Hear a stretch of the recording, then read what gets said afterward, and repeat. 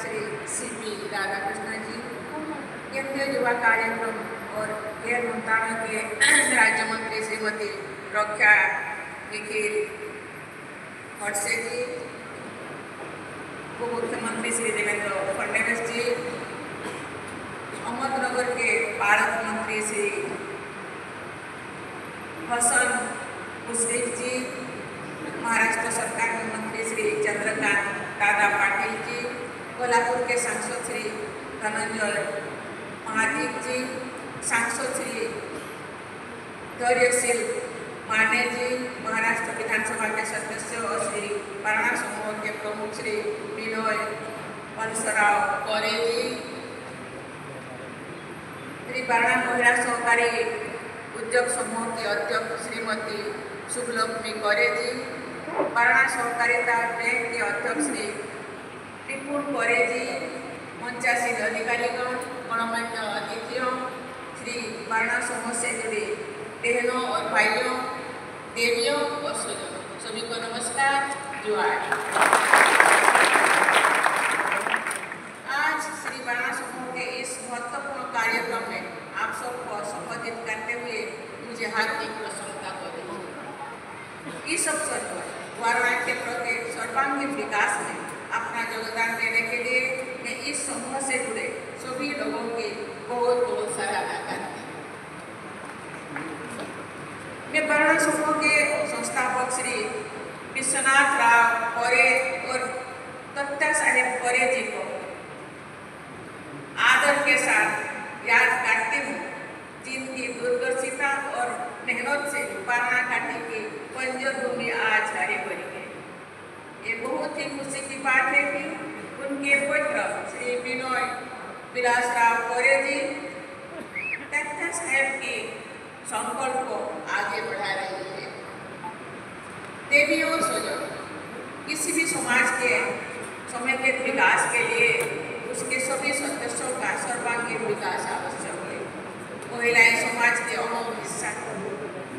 उनकी उपेक्षा करके कार्यों में समाज विकास नहीं हो सकता है।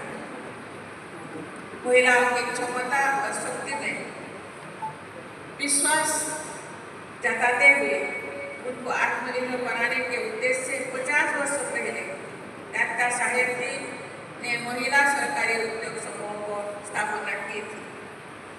आज जहाँ यहाँ उपस्थित बेटियां और बहनों को देखकर मैं कह सकती हूँ कि उनका विश्वास सही था। इस समूह ने अनेक उद्यमों के द्वारा महिलाओं को आर्थिक और सामाजिक रूप से सशक्त बनाया। देवियों और स्वजनों, भारत में आधुनिक सहकारिता की शुरुआत भले ही 20वीं शताब्दी में हुई थी, लेकिन पारस्परिक सहायता, सेवा, सामाजिक स्वामित्व, न्याय और एकता तथा भाईचारे जैसी सहकारिता के संस्कृति सिद्धांतों भारतीय सभ्यता के मूल में रहे। प्राचीन काल से इनकी झलक हमें श्रेणी और गौण जैसी सामाजिक संस्थाओं में मिलती है। मेरा मानना है कि सहकारिता समाज में एक शक्ति का सदुपयोग करने का उत्तम माध्यम है। इसके सिद्धांतों संविधान के परिकल्पना न्याय, एकता और भाईचारे की भावना के अनुरूप है। जो अलग अलग वर्ग और विचार के लोग सहकार के लिए एकजुट होते हैं तो उन्हें सामाजिक विविधता का लाभ मिलता है। निजी उद्योग और व्यापार ने देश के आर्थिक विकास में महत्वपूर्ण भूमिका निभाई, लेकिन सहकारिता का योगदान देश के विकास में अतुलनीय है। अमूल और लिंजर पापड़ जैसी घर घर में जाने वाले ब्रांड सहकारिता की देन है।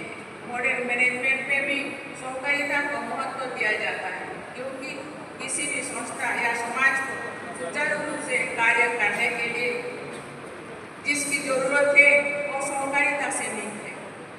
आज इस वाराणसी में जो विकास हुआ है उसके मूल में सहकारिता ही है। आज भारत विश्व का सबसे बड़ा दूध उत्पादन देश है। इस सफलता में सहकारी समूह का महत्वपूर्ण योगदान है। प्राय सभी राज्यों में दुग्ध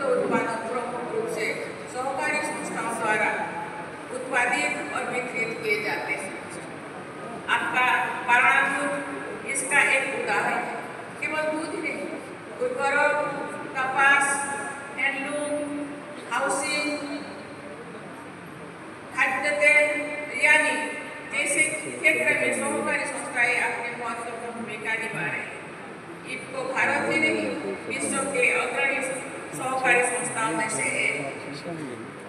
सहकारी संस्थाएं गरीबी दूर करने में खाद्य सुरक्षा और प्राकृतिक संसाधन के प्रबंधन में भूमिका निभाए। लेकिन इस तेजी से बदलते हुए समय में सहकारी संस्थाओं को भी अपने आप को बदलने की आवश्यकता है। उन्हें अधिक से अधिक टेक्नोलॉजी का उपयोग करना चाहिए, साथ ही मैनेजमेंट को प्रोफेशनल बनाना चाहिए। देवियों और स्वजनों, आज हमारे देश में 8.5 लाख से अधिक सहकारी संस्थाएं काम कर रही हैं। महाराष्ट्र और गुजरात में तो सहकारिता की जड़ें बहुत ही मजबूत है, लेकिन सहकारिता की पूरी क्षमता का अभी दुरुपयोग नहीं हुआ। कई सहकारी संस्थाएं पूंजी और संसाधन की कमी, गवर्नेंस और मैनेजमेंट तथा कम भागीदारी जैसे संस्थाओं से जुड़ी रही है। मेरा मानना है कि अधिक से अधिक युवाओं को सहकारिता से जोड़ना इस दिशा में महत्वपूर्ण हो सकता है। युवा गवर्नेंस और मैनेजमेंट में टेक्नोलॉजी का समावेशन कर उन संस्थाओं का कायाकल्प कर सकते हैं। सहकारी संस्थाओं को नए नए क्षेत्रों जैसे organic farming, storage capacity building, ecotourism में भी आगे आने का प्रयास करना चाहिए। भारत सरकार का मानना है देश में सहकार से समृद्धि आए। सहकारी आंदोलन को मजबूत करने के लिए वर्ष 2021 में सहकारिता मंत्रालय का गठन किया गया है। इस वर्ष के बजट में भी सहकारिता क्षेत्र के सुव्यवस्थित और सर्वांगीण विकास के लिए नेशनल कोऑपरेशन पॉलिसी लाने का प्रयास रखा गया है। प्राथमिक से लेकर शीर्ष स्तर की सहकारी समितियों ने सहकारी आंदोलन को सशक्त और मजबूत करने के लिए और भी अनेक प्रयास किए जा रहे हैं। विभिन्न योजनाओं के तहत सहकारी संस्थाओं को वित्तीय, तकनीकी और प्रशिक्षण संबंधी सहायता दी जा रही है। सभी संस्थानों को इन योजनाओं का अधिक से अधिक लाभ लेना चाहिए। किसी भी उद्योग का आम लोगों से जुड़ा उसकी सफलता का असली राज होता है। लोकतांत्रिक व्यवस्था और पारदर्शिता सहकारिता की सफलता के लिए महत्वपूर्ण है। सहकारी संस्थाओं ने उनके सदस्यों का हित सर्वोपरि होना चाहिए। ये सदैव ध्यान रखना चाहिए कि कोई भी सहकारी संस्था किसी के व्यक्तिगत हित और लाभ कमाने का साधन बनकर न रह जाए, नहीं तो कोऑपरेटिव का उद्देश्य ही समाप्त हो जाएगा। कोऑपरेटिव में रियल कोऑपरेशन होना चाहिए, किसी की मोनोपोली नहीं। गांधी जी का मानना था कि हम सहकारिता आंदोलन की सफलता को सहकारी समितियों की संस्था से नहीं बल्कि सहकारी समितियों की नैतिक स्थिति से मापेंगे। मुझे खुशी है कि वाराणसी समूह अपने हितोधारकों के न केवल आर्थिक बल्कि शिक्षा और चिकित्सा की जरूरतों को भी पूरा कर रहे हैं।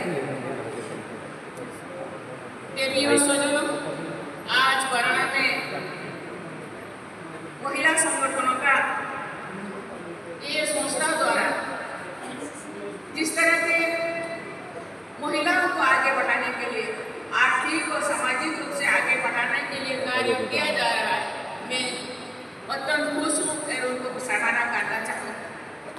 हम सब जानते हैं भारत में आधा आबादी महिला।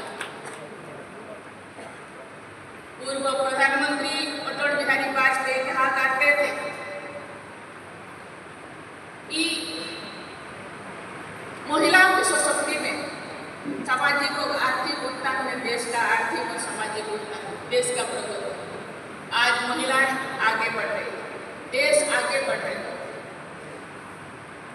इस तरह के संगठन को मैं सराहना करना चाहती हूँ। सरकार अपने तरफ से प्रयास कर रहे हैं, लेकिन संगठन भी इस तरह के संगठन भी प्रयास कर रहे हैं, जिस वजह से आज महिलाएं अपने पांव पे खड़े हैं और देश को विकास करने में योगदान दे रहे हैं। आज महिलाएं शिक्षा, स्वास्थ्य, आर्थिक विकास हर क्षेत्र में आगे बढ़ रहे हैं। कभी कभी भिन्न भिन्न यूनिवर्सिटी कॉलेजों में जाती हूँ। आज महिलाएं छात्र से ज़्यादा गोल्ड मेडल लाते हैं। किसी भी क्षेत्र में महिलाएं पीछे नहीं। मैं कोरे साहब को धन्यवाद देना चाहती हूँ, मैडम कोरे को भी धन्यवाद देना चाहती हूँ। ये लोग भरपूर प्रयास कर रहे हैं। मुझे लगता है इसका भविष्य और भी उज्जवल होगा। इसका उन्नति, इसका आर्थिक विकास देश के लिए और भी सहयोगी होगा। इसमें कोई दिक्कत होना नहीं चाहिए। देवियों सजनों, आप लोग इतनी बड़ी संख्या में यहाँ आए हैं, इसलिए मैं आपसे कुछ बातें व्यक्तिगत जीवन में अपनाने का अनुरोध करना चाहती हूँ। आप शिक्षा के महत्व को समझें और अपने बच्चों को अच्छी से अच्छी शिक्षा देने का प्रयास करें। अच्छी और नैतिकतापूर्ण शिक्षा जीवन में सकारात्मक बदलाव लाए, नई टेक्नोलॉजी को सीखने और अपनाने में आगे रहे। ये न केवल आपके जीवन को सुविधाजनक बनाएंगे, बल्कि आपके इसके दुरुपयोग के बारे में भी जागरूक रहना होगा। पर्यावरण संरक्षण को अपने दैनिक जीवन में अहम स्थान दे, क्योंकि आपके छोटे छोटे प्रयास धरती माँ और इसके बच्चों को बचाने में अहम होंगे। अपने से कमजोर लोगों की यथासंभव मदद करें और उनको भी साथ लेकर चलने का प्रयास करें। देश के विकास में योगदान करने के लिए सदैव तत्पर रहे। हमारे व्यक्तिगत और सामूहिक प्रयास भारत को विश्व पटल पर ऊंचा स्थान दिलाएंगे। मेरी शुभकामनाएं सदैव आपके साथ है। इसी के साथ मैं अपनी वाणी को विराम देती हूँ। धन्यवाद।